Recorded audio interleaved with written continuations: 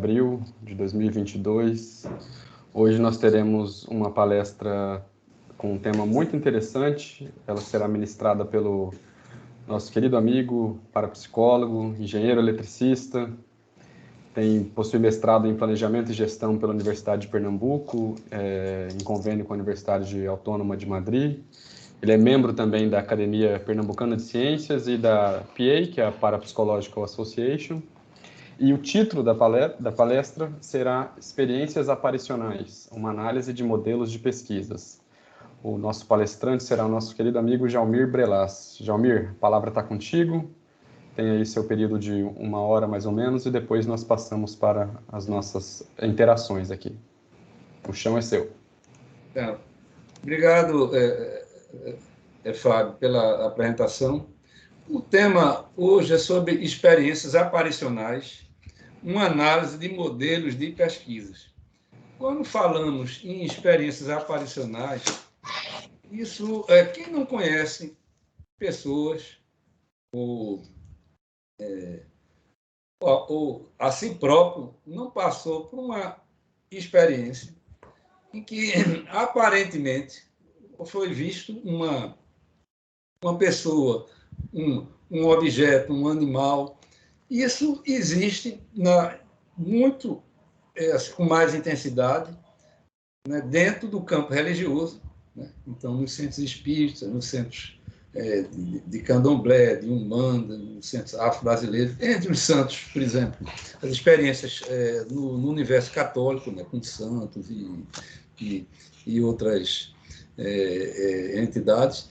E isso aí, ele permeia a nossa cultura e o nosso modo de vida. Então, essa palestra aqui, essa conversa, na realidade, que a gente está tendo, se propõe entender um pouco sobre isso, trazer definições, e é uma contribuição, né, para essa situação, porque a gente vive um tipo de cultura hoje que a gente procura os aspectos de alucinações, né, os aspectos religiosos, místicos, eles serem tratados num campo à parte, num campo da fantasia. E, curiosamente, e paradoxalmente, você tem aquela contradição lógica, hoje a realidade virtual, né, trazida, né, pelo mundo dos jogos, os celulares, os tablets, os computadores, eles são muito mais aceitáveis.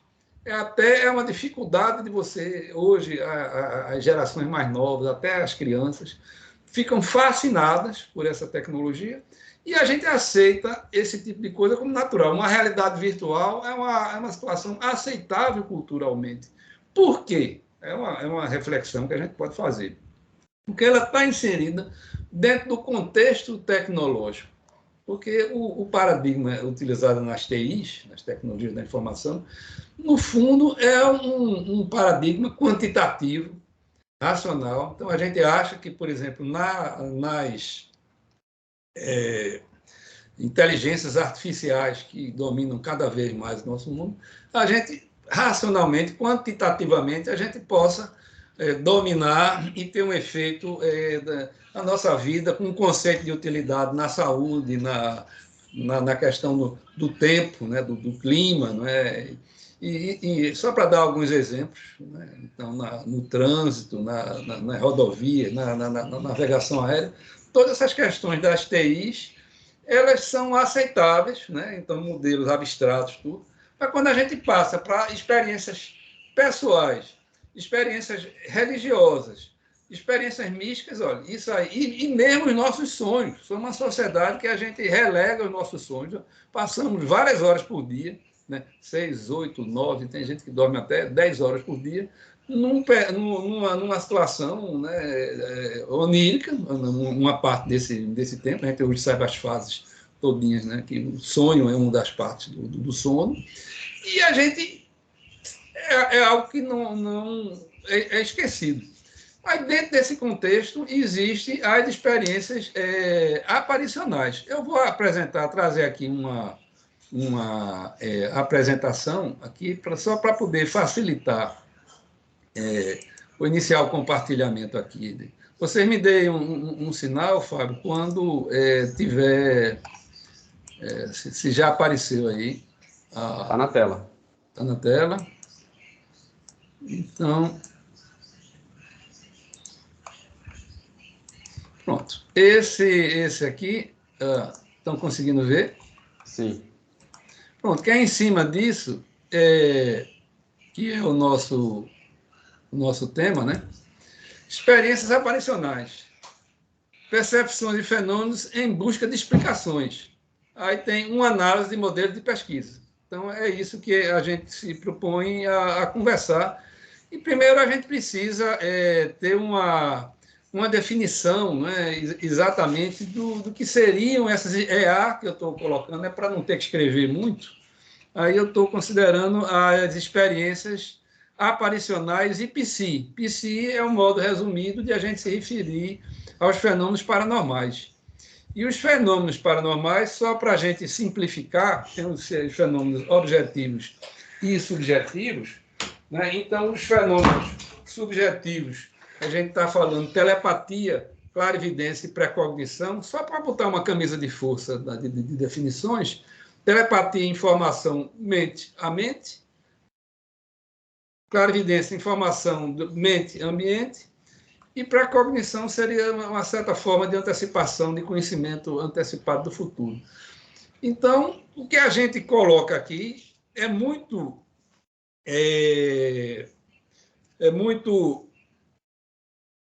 comum, né, se referir-se a aparições e a assombrações, né, e sem fazer uma distinção do que é que seria, né, exatamente isso. Né? E as aparições, elas estariam mais ligadas à subjetividade da pessoa, quando você vê algo, sente algo, né? Ouve algo, e menos, embora a parte de ouvir seja uma parte menos comum. E as assombrações seriam aquelas aparições recorrentes, mais associadas a um determinado local. É o que costuma-se dizer de casas mal assombradas, castelos mal assombrados. Então, isso é o que a gente pode dizer como uma definição geral. E o foco que a gente pretende dar é um foco na percepção e raciocínios normais. Foco e raciocínios normais. Então, não numa questão, digamos, dos aspectos anormais, patológicos. Né? Então, é exatamente essa questão de uma redefinição, né, de uma linha divisória entre doença mental e normalidade, né, onde essas experiências elas possam eventualmente ser integradas, né, a um modus operandi das pessoas. Porque, por exemplo, quem no seu dia a dia, no seu cotidiano, participa de experiências religiosas ligadas a centros espíritas, a movimentos religiosos, como, por exemplo, o Santo Daime, centros de Umbanda e coisas desse tipo. Eles, naquelas experiências, naqueles momentos, eles costumam ter as suas aparições, as suas alucinações visuais, muitas das vezes, e aquilo ali, se você olhar aquela pessoa, ela saindo daquele momento e no seu trabalho, no seu estudo, na sua interação com a sociedade, são pessoas ditas dentro de um conceito de normalidade. Não é por ela estar vendo aparições em determinados momentos, em horários assim, previstos e programados, que aquilo tem alguma conotação. Uma vez, interessante, o Stanley Krippner, ele encaminhou ao Instituto um alemão que estava fazendo seu doutorado em psicologia e ele tinha interesse exatamente nessas experiências religiosas em centros afro-brasileiros. A gente encaminhou para o centro de Mãe Carminha, que, paradoxalmente, era casada com um parapsicólogo e psiquiatra, né, do Instituto. É uma mistura muito, muito saudável. E, no final, ele foi lá, defendeu a tese dele, mas um resumo que ele deu um enfoque de esquizofrenia, né? Na minha forma de ver, bem, não tem nada de esquizofrenia ali. Não quer dizer que pessoas esquizofrênicas, isso é uma questão muito interessante. Pessoas esquizofrênicas, que às vezes não têm uma aceitação na sociedade, né? Então, às vezes são pessoas, por exemplo, homossexuais que se sentem discriminadas e que naquele momento incorporam, né, entidades que têm a respeitabilidade daquele meio, daquela sociedade, e elas, até alguns aspectos que seriam, né, assim, patológicos, eles são perfeitamente, as pessoas vivem uma vida normal, sem maiores, digamos, sofrimentos e estigmas, né? Então, isso são todos os aspectos que a gente vê. E a gente aqui, no final, temos, eu acho que nesse caso aqui das experiências aparicionais, ela tem que ter uma complementariedade, né, de pesquisas e de metodologias também, né? Porque são múltiplos aspectos. Naturalmente, o parapsicólogo ele vai focar muito o filtro, né, dos fenômenos paranormais quando ocorrem as aparições. Então, as definições. Então, as primeiras definições foram as aparições como entidades físicas. Isso, naturalmente, com o passar do tempo, né, viu-se que não tem nada de físico, assim, né? As pessoas não conseguem fazer o registro físico dessas entidades. O Tyrrell, ele já de décadas atrás, ele colocou, né, através de uma pesquisa, não na pessoa, mas no aspecto que hoje a gente chama fenomenológico, né? Você crê que existem pessoas que às vezes experimentam aparições, então entrou no aspecto da crença. Então, a aparição ela está, né, como, por exemplo, no ambiente religioso, no aspecto da crença, no aspecto cultural que existe. O DSM-4, né, que na realidade o DSM, né, ele é feito, né, pela Associação Americana de Psiquiatria, né, é um manual de diagnóstico e estatístico de doenças mentais, né? Hoje já tem o DSM-5, né, que eu acho que é de 2013, o 14, a última versão, e já está para sair em 2022, pelo que eu vi, pode ser até que tenha saído o DSM-6, né? Então, a aparição é uma percepção sensorial que tem forçoso senso de realidade, mas sem estímulos externos relevantes, né? E ao mesmo tempo, o Slade e o Bentham, né, eles colocaram a alucinação, né, como ela ocorrendo em ausência de um estímulo apropriado, tem a plena força e impacto de uma percepção real, correspondente, esse real ele fica entre aspas. Uma coisa importante, ela não está submetida ao controle voluntário do experimentador, né? E ele também indica um aspecto né, do meio ambiente, o papel do ambiente, que a gente vai explorar um pouquinho os aspectos ambientais, os aspectos aí, geológicos, de campos eletromagnéticos, que parecem também tão importantes. E ela é diferente da ilusão e do delírio, né? Na ilusão, um exemplo típico, eu estou aqui no escuro, vejo um lençol e acho que aquilo é um fantasma e na realidade é um lençol, então é ilusão. E o delírio também tem um aspecto não fisiológico e patológico, né? A pessoa em determinado momento, estou com um estado febril muito grande, eu fico ali, né, vendo situações que não condizem, né, com o que as outras pessoas possam ter. E também uma outra que está dentro desse contexto, as assombrações, que do inglês ele é conhecido como haunting, né, que são as aparições recorrentes, né? Então, aí não está incluso o poltergeist, né? Porque o poltergeist ele tem uma questão física, né? Você tem um deslocamento físico de objetos, queima de objetos, né? É como o próprio Tinoco aqui nos trouxe aqui um exemplo lá em Manaus do caso Morada do Sol, né? Então que você tem a pedra, ela fazia um percurso que fazia curva, né? Desviava de de corredores. Então, aí ela acentua por uma razão, uma questão metodológica, são efeitos físicos que não está no escopo da apresentação, nem do aqui do conceito de aparição, que tem um conceito subjetivo, né? E a gente, recorrendo ainda a William James, né, coisa ainda do final do século XIX ainda, nos seus princípios, né, da psicologia, né, e ainda ele é muito referido, né, à atualidade de William James, né, nos aspectos fenomenológicos, inclusive. Ele, apesar de ser do século XIX, ele tem muita, né, atualidade. Ele falava das aparições, né, com imagens mentais erroneamente projetadas para o exterior. Então, algumas situações você projeta. Esse exemplo que eu dei, por exemplo, do Pietro Baldi, que ele, uma forma de entender aquela visão que ele teve de Jesus Cristo e São Francisco de Assis juntos, né,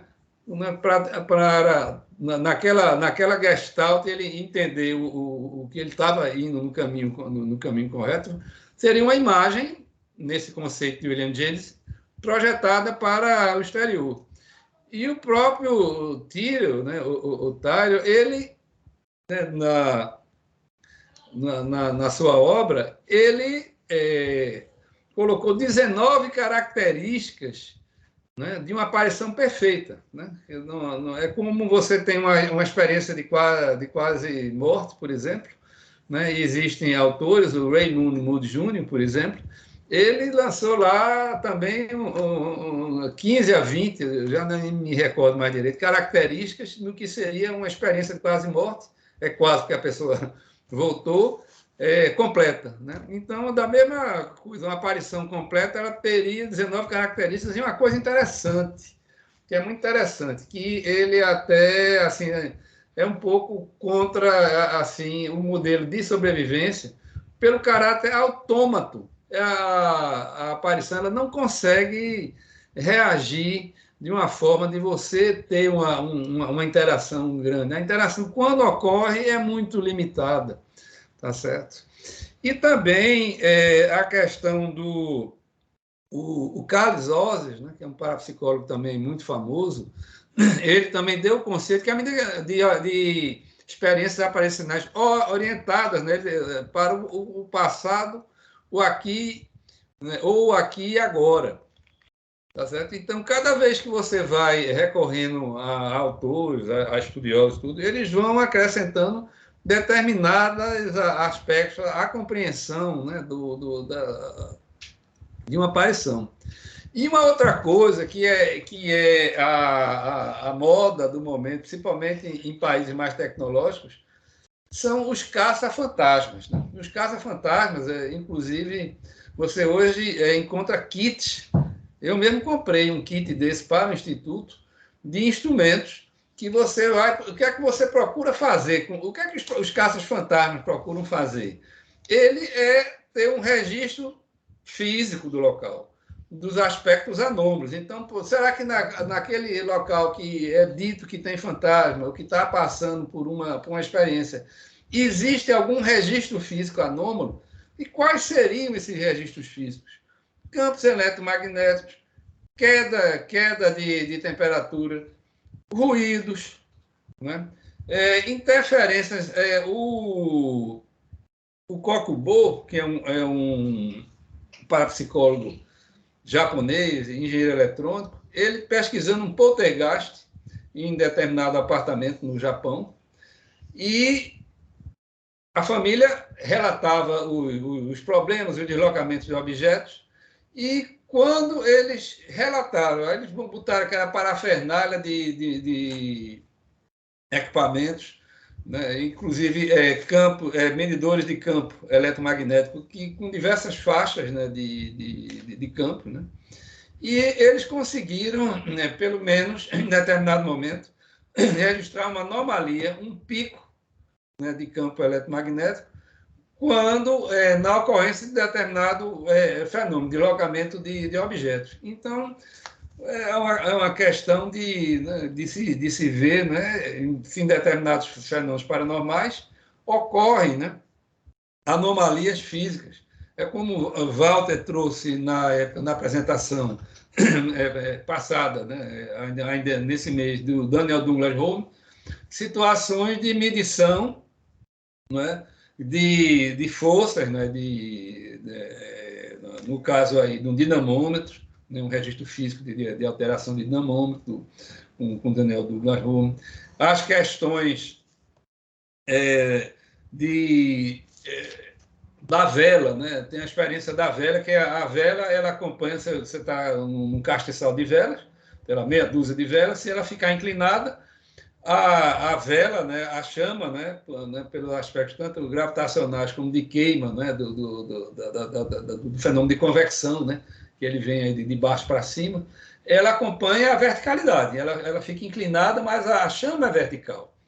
E o que é que se mostrou, o registro testemunhal, né, foi que a chama acompanhou a inclinação, quer dizer, há uma alteração, né, pelo menos parece ter havido uma alteração, inclusive do campo gravitacional naquele momento. Então, esses registros físicos anômalos, o que se procura é isto, você adquirir, né? Há uma característica dos fenômenos psicápicos quando você tem um rap, esse que barulho que vocês conseguem ouvir. Eu fiz chocando o meu punho, não é, com uma mesa. Então, há uma ação física, há um gasto de energia que vocês ouviram o barulho. Quando você vai no fenômeno paranormal, quando tem os raps, é como se não houvesse vibração externa. Ela ocorre internamente. É uma coisa interessante. E há instrumentos de amplificação de nível de ruído que você coloca nas superfícies para melhor entender e registrar uma anomalia numa alegada aparição que ocorre em determinado momento, como se tentou, por exemplo, no Forte das 5 Pontas aqui, que Ronaldo colocou até o vídeo, né, da reportagem aí da TV Globo com ele. E só continuando, Rosa Borges, nosso amigo Walter, né, ele também, no seu livro Fenomenologia das Aparições, ele tem um conceito, né, de aparições subjetivas e objetivas. Objetivas seria o caso das materializações, e também uma descrição, né, nas aparições subjetivas, você tem uma quantidade de situações, a maior parte elas são espontâneas, elas são induzidas. Por exemplo, eu tive uma alucinação induzida pela ayahuasca, né, cerimônia, né, do Santo Daime. Eu tomei o chá, e depois de umas 2 horas passei a ter alucinações visuais, né, muito bonitinhas, né, era como se fosse assim, dragõezinhos, né, de cor roxa, e também flats, ou seja, bidimensionais. Ele não tinha uma tridimensionalidade, né, esperada, né, de uma alucinação. Elas podem ser episódicas, recorrentes, ocorrer em estado de vigília também, não é só em estado de sono, tá certo? E o Krippner, ele traz uma outra apresentação que, geralmente, né, aquilo que eu tinha comentado anteriormente. E o Krippner, ele tinha uma publicação dele em 6 ou 7 volumes, que era avanços, né, da pesquisa psi. Então, eram artigos de vários pesquisadores, né, procurando mostrar. Isso foi uma publicação, acho que acabou até o século passado, era um conjunto de editores, e acabou, por razões econômicas, deixando de existir. O que é que acontece com as aparições, de uma forma geral, essas alucinações? Elas estão limitadas às informações subjetivas do percipiente, ou seja, da pessoa. O fato de eu estar tendo, o fato de o Pietro Baldi ter visto Jesus Cristo e o São Francisco de Assis, né, caminhando, para ele aqui, ela tem uma sensação de realidade. Parecia mesmo ele como se fossem os dois caminhando. Toda uma sensação de realidade. Mas isso é subjetivo, né? Se pudesse tirar uma foto, ninguém ia ver uma foto, né? Não ia ser um objeto real. E você, na realidade, o que é que teria, se você analisar do ponto de vista psi? Todas as informações, o conteúdo informacional, ele está no percipiente, está na pessoa, não está fora da pessoa. Quando o conteúdo informacional esteja fora dela, por exemplo, através da telepatia, através de alguns casos, por exemplo, como se refere a alguns estudos do Bosano, né, do Ernesto Bosano, né, que algumas pessoas no leito de morte veem um parente a recebê-lo e digo, puxa, né, quem está vendo uma figura morta, de algum espírito, né, que espírito está entendido como de uma pessoa falecida. E aquele famoso, eu não sabia que estava falecido. A pessoa tinha morrido devido ao delicado situação do moribundo. Não foi dito, e ele acabou percebendo isso, pelo menos isso é uma interpretação, né, parapsicológica, que aquela informação de ali ser uma pessoa morta, ela existia na mente das outras pessoas. Pode ser considerado como um caso telepático, né? É uma interpretação. Então, a informação não está no sujeito, no percipiente. Se estiver, né, fora do percipiente, aí a gente pode começar a ver, né, a questão sobre o aspecto paranormal. Mas geralmente não é. Essas experiências místicas são experiências pessoais, e isso não é nenhum detrimento de se falar que porque é místico, porque é religioso, muito pelo contrário, é só reconhecer que é outro campo. Então, a parapsicologia tem essa função também de você, nas experiências, você perceber o que é do campo místico, do que possa ser do campo psicológico e do campo parapsicológico. E não é nenhum demérito. Não tem informação psi. Não tem, pronto. Isso não quer dizer, só que não tem. Tá certo? E aqui eu peguei essa definição da PA, que é uma definição de 2015, que está lá no glossário da PA, que eu acho até essa definição um tanto quanto muito focada para os fenômenos psíquicos. Eu não gostei muito dessa definição da PA, mas está lá. Quem quiser, é só entrar no site da Parapsychological Association. Na primeira folha tem glossário, clicar, tem essa daí de apparitions, né, que são as aparições. Uma experiência geralmente visual, mas às vezes com outro senso de modalidade, né, em que aparece está presente uma pessoa ou animal morta ou viva, né, e objetos inanimados, como, por exemplo, carruagens e outras coisas, que estão fora do nosso senso, né, da nossa experiência, da nossa faixa sensória, né? E frequentemente, aí é que eu acho que eu discordo da PA, e frequentemente associada com a percepção extrasensorial espontânea. Frequentemente não é psi. Isso é que eu tenho observado. Por exemplo, em conexão com a gente que está morrendo ou passando por uma crise, né? No caso, é uma crise de experiência de aparicional, ou em conexão com uma assombração. Ontem seria assombração. Então, em que o caso é referido, né, num contexto não técnico, como fantasma, né? Então, essas assombrações são de fantasma. Então, a PA dá essa definição de associada, né, com psi, e o que se mostra é que geralmente não é psi, são outros tipos de experiências.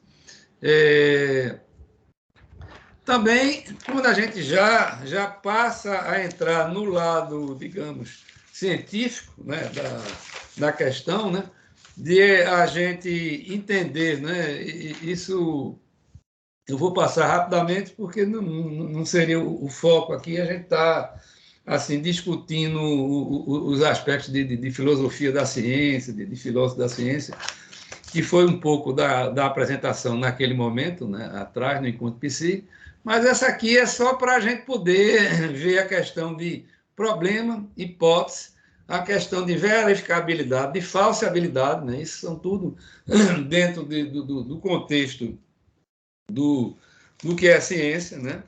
Então, Eu gosto muito da definição. A ciência ela é baseada em hipóteses, né? E você é o que se entende de ciência. Você tem as hipóteses, você tem a questão da verificação, né, da falsificação, que foi um conceito mais na frente, né? Trazido aí por Popper, né? Ainda em meados do século passado, né? Então, essa questão aí de hipótese, e a questão também do problema, que é um outro enfoque, que tem uma outra abordagem de um filósofo da ciência que eu gosto muito, que é o Larry Lodden, que ele traz a ciência numa definição de atividade de solucionar problemas. O que isso aí dá algumas vantagens operacionais, porque quando a gente fala em teoria, em princípio, a gente está falando de algo mais amplo. Né? Só para ter uma conceituação, quando falamos de modelo, modelo e teoria são sinônimos, mas o modelo também ele está ligado mais ao aspecto operacional, ao modus operandi de determinadas hipóteses. Né? E eu gosto muito do princípio da tenacidade, né? Que você tem que multiplicar, do Paul Feyerabend, né? Me ajude aí na pronúncia, aí, né? Fábio, que ele gostava muito de falar dessa questão de proliferação de ideias, de você jogar aí hipóteses e situações as mais diversas, né? Para poder você entender determinados fenômenos, que seria o caso aqui, né, das experiências aparicionais. Quando estamos falando de experiências aparicionais, ela não está chegando ainda à classe de fenômenos, ainda está na parte da experiência. Né? Então, essa atividade de ciência, como solucionar problemas, é muito interessante. E a questão da hipótese, né, porque a hipótese ela pode ser entendida como uma declaração de crenças relativas a um fenômeno, fato ou relacionamento entre variáveis antes de ser aceita ou rejeitada. Né? Então, a hipótese ela tem que se submeter, né, a toda, né, esses aspectos, né, de verificabilidade, né, de você testar, né, e mais falsear. Né? Falsear é aquela história, você procurar ver situações que ela não funcionam, né? Então, isso é uma ideia muito interessante aí do Popper. Tudo bem, eu estou procurando verificar, testar, estou vendo tudinho, está tudo caminhando para ver se funciona determinadas hipóteses, né, determinado modelo. Eu vou agora furar o modelo, né? Ver que ele não funciona em determinadas situações. Né? Então, foi uma contribuição extraordinária de Popper. Depois vieram outros movimentos relativísticos, né? Que em ciência, né? Que ficou uma coisa que é a questão do paradigma, né? do Kuhn. Isso é coisa de final da década de 60 e 70 do século passado. E também essa questão do modelo, né, de ciência como atividade de solucionar problemas é coisa do final dos anos 70, 80, né, do século passado. Né? E só assim, para a gente não explorar muito, as experiências aparicionais, ela pode ser vista dentro de um contexto de clarificar e solucionar problemas que está dentro de uma abordagem conjunta de paradigmas, porque o que posteriormente foi feito, né, foi visto, os paradigmas, eles possam ser estudados por bloco. Então, tem o Lakatos, né, que não é o Lakatos, a Marina Lakatos, que é uma estudiosa de metodologia científica com livros publicados, é o Winnie Lakatos, que é um filósofo da ciência, que ele, nesse bloco de paradigmas, ele procura ver os aspectos de físico, de refutação, é uma certa aperfeiçoamento, né, ele é muito centrado na questão física da solução de problemas. Já essa tradição que seria um programa de pesquisas, que chama Programa de Pesquisas de Lakatos, já a tradição, né, de pesquisa, ela procura ver os problemas conceituais, que eu acho, né, que o problema não é só o que o modelo operacionalmente não funciona, conceitualmente como está colocada. Isso tem a ver com espiritualidade, com os aspectos éticos e bioéticos. Então, se ele não está no problema do modelo, se ele não constitui-se na questão do problema anteriormente para a aplicação do modelo, você não vai conseguir colocar essas questões. É uma das dificuldades que você tem hoje em psi, de ele fazer parte do problema, como problema. Se ele não existe como problema, você você pode fazer mil experimentos, como, por exemplo, já existe estatisticamente demonstrado, e as questões de baralho-zena, né, de psi, o próprio tem um parapsicólogo muito famoso, ele até é engenheiro eletricista também, depois ele entrou na linha de psicologia, que ele faz as meta-análises, ele junta, né, as pesquisas para poder mostrar que isso faz muito em medicina também, né? Você pega determinadas aplicações, você faz várias pesquisas e junta aquilo ali, uma década de pesquisa diversas, aí você mostra uma tendência muito grande, e mesmo aquele númerozinho que é pequenininho, ele é muito difícil. Se você tem uma influência fraca, mas num conjunto de experimentos da meta-análise, aquilo ali é muito mais difícil. Eu costumo, nas aulas que eu dava sobre isso, lá no Instituto, eu costumava fazer assim, para não complicar a cabeça dos nossos alunos na época, dizer, olha, imagine uma carreira de um futebolista, o Pelé. Pelé foi atribuído aí como o melhor jogador do mundo. Os argentinos discordam, mas a gente considera Pelé o maior jogador do mundo. E aí você vai ver, Pelé jogou quanto tempo na vida dele? Uns 15 anos. Aí você vai ver, ele não foi artilheiro, ele fez mais de 1000 gols, ele não foi artilheiro todo o tempo. Ele foi artilheiro há alguns anos, mas quando você vai ver um conjunto da obra, né, um jogador de basquete, o Michael Jordan, tudo, você vai ver que a performance dele, ao longo do tempo, ele é muito maior que determinados jogadores. Você pegar Garrincha, ele teve um seu pico em determinado momento, depois passou. Tá certo? Então você vai para outros jogadores que aí você, com a meta-análise, ela vê esse conjunto da obra. Porque Pelé ele é famoso, foi considerado o melhor jogador do mundo? Porque, digamos, a meta-análise de todos os seus campeonatos, as pesquisas de cada ano, juntando, você vai ver que deu mais de 1000 gols. Ele tem uma tendência de jogadas geniais ao longo do tempo. É só um exemplo grosseiro para poder tentar ver essa questão da meta-análise, né? Não, isso aqui a gente vai passando, pronto. Aí, para não ficar uma questão aí de outro contexto. Então, o que a gente viu aqui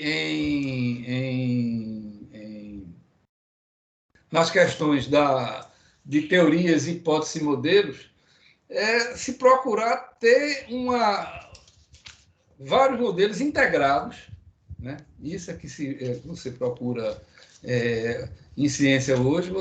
Qual é a dificuldade da parapsicologia e outras ciências que estão isoladas? Não existe ciência isolada, né? Existe uma heurística adequada para cada ciência, isso é uma coisa. Mas ela integrada, né, hoje é o aspecto interdisciplinar, né? Então, a interdisciplinaridade é algo assim que é desejável, né, nas ciências, né? E é o que se pode fazer com experiências aparicionais, é tentar os aspectos de alguns modelos, né, que envolveriam o modelo psicológico, as questões de hipnose e alucinação voluntária, modelos biológicos, para poder tentar entender esse fenômeno complexo das aparições. Então, um modelo, por exemplo, tem fatores individuais, né, que poderiam ser preditores. Então, pessoas que têm... Os americanos é que gostam dessas escalas, que é uma coisa muito interessante. Eles fazem escalas de absorção, por exemplo. É da característica das pessoas, né, que conseguem, né, ter um foco num pensamento, né, então, isso poderia, né, pessoas que têm uma capacidade grande de absorção, né, estariam mais sujeitas a ter isso é uma hipótese, né?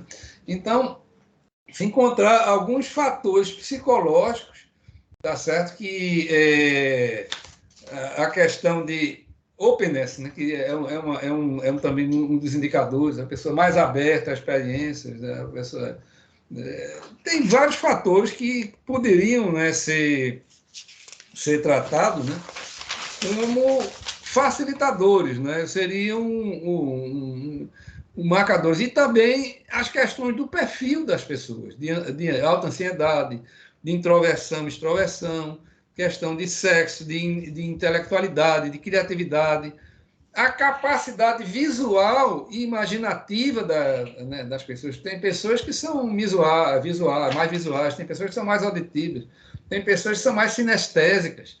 Então, como esses fatores influenciariam, tá certo?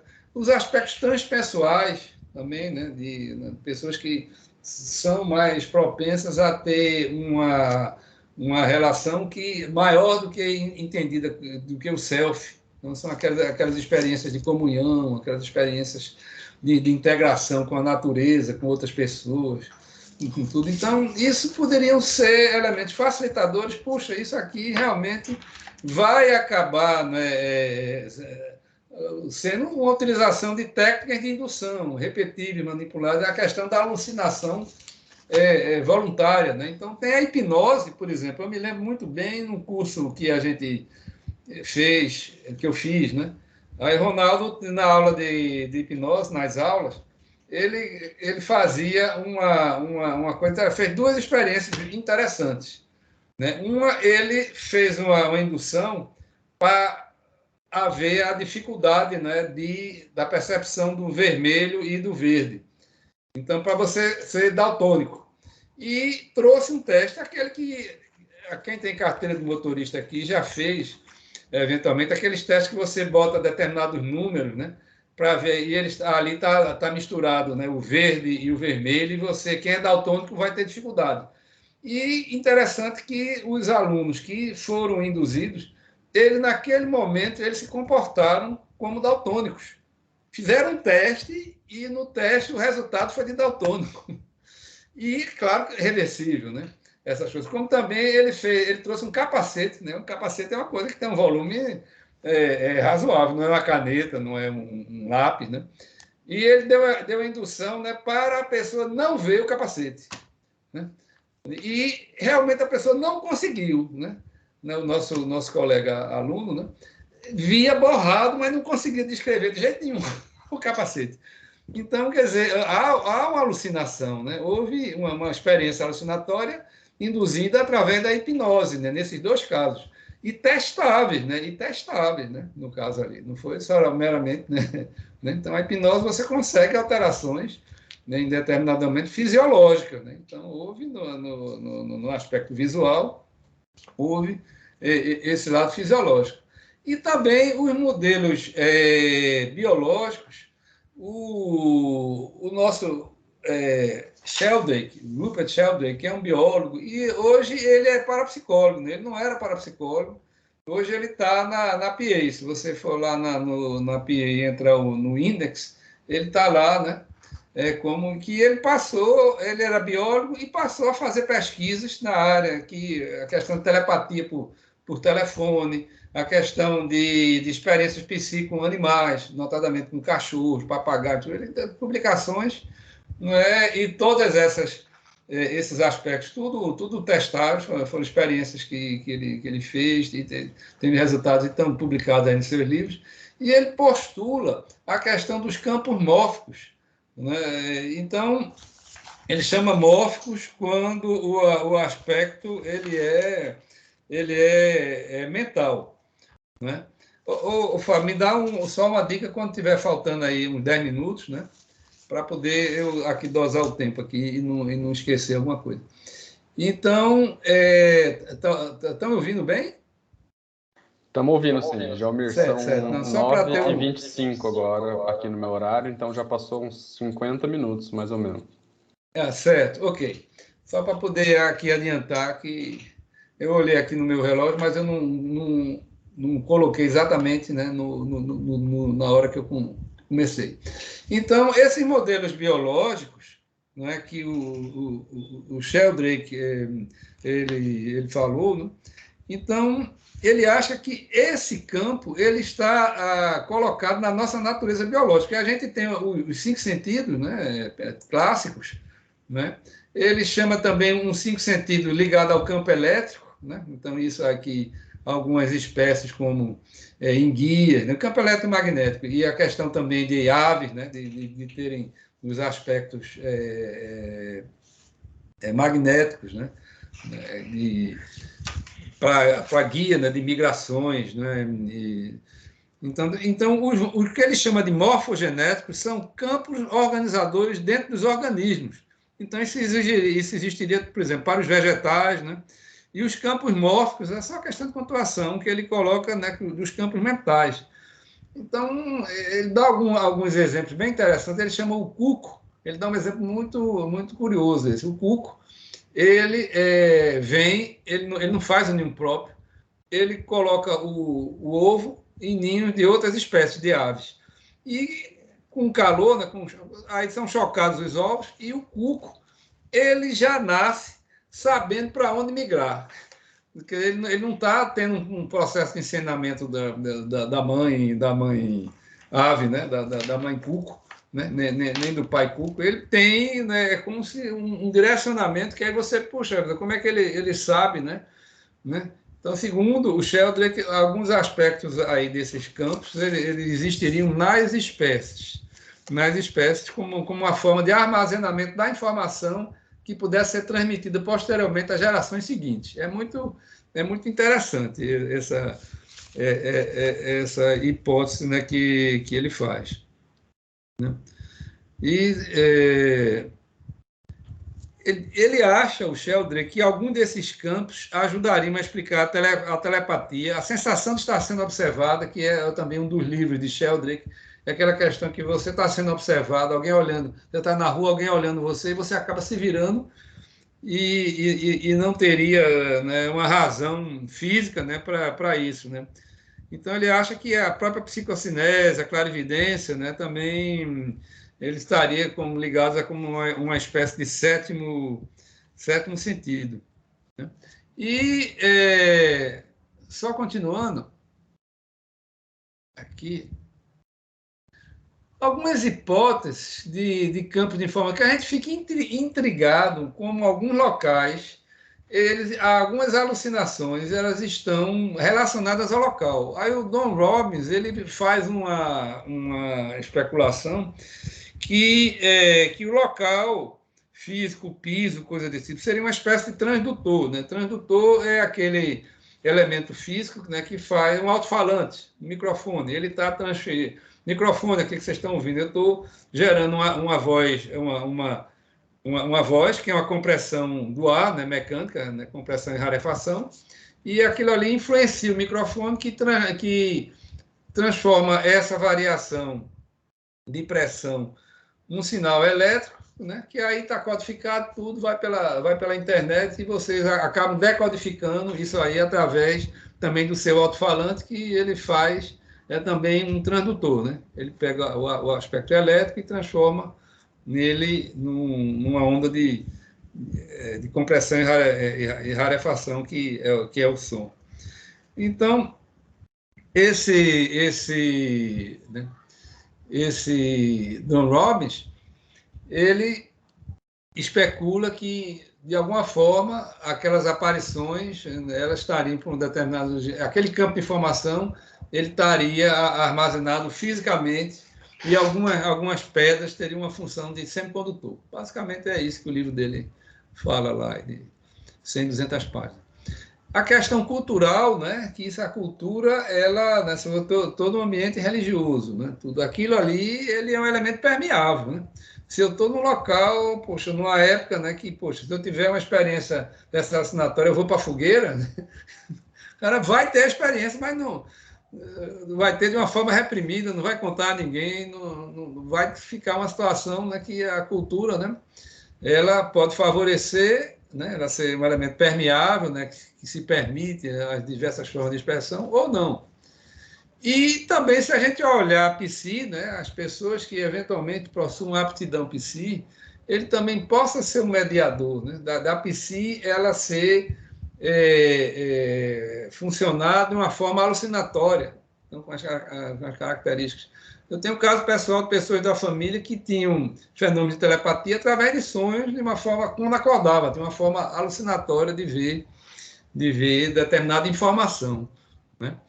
E a abordagem fenomenológica, né, que ela é a questão das pesquisas de campo, as pesquisas físicas, né, de anomalias físicas, e também os estudos de caso, né, as pessoas que passam por esse tipo de experiência, como correlacionar esses tipos de experiência, né? Aí, como eu falei, a abordagem tecnológica, né, que você usa máquinas fotográficas, tudo. Aí tem que entender que as questões que aí de orbes, por exemplo, aquelas círculos que aparecem em fotos, tudo. Aquilo é muito fácil de estar fora do nosso campo visual, essas partículas. Já foram trazidas até fotos, por exemplo, de uma boate, né, de um local aí de danças, e que parecia, né, as pessoas ali dançando, em determinada pessoa parecia que estava um ectoplasma acima dela, fazendo como fosse uma espécie de ciclone, né? E ninguém viu esse ectoplasma. Aí a foto detectou. Aquilo, possivelmente, foram partículas, né? A gente tem que entender que aquilo ali é um chip, a máquina fotográfica ou celular hoje, né? Tudo. Aquilo ali é um chip. Aquele chip ele procura simular o espectro humano. Naturalmente, se for um chip para águia, para cachorro, né? Para outra espécie animal, o espectro visual é outro. Né? Se for para inseto, o espectro visual é completamente diferente.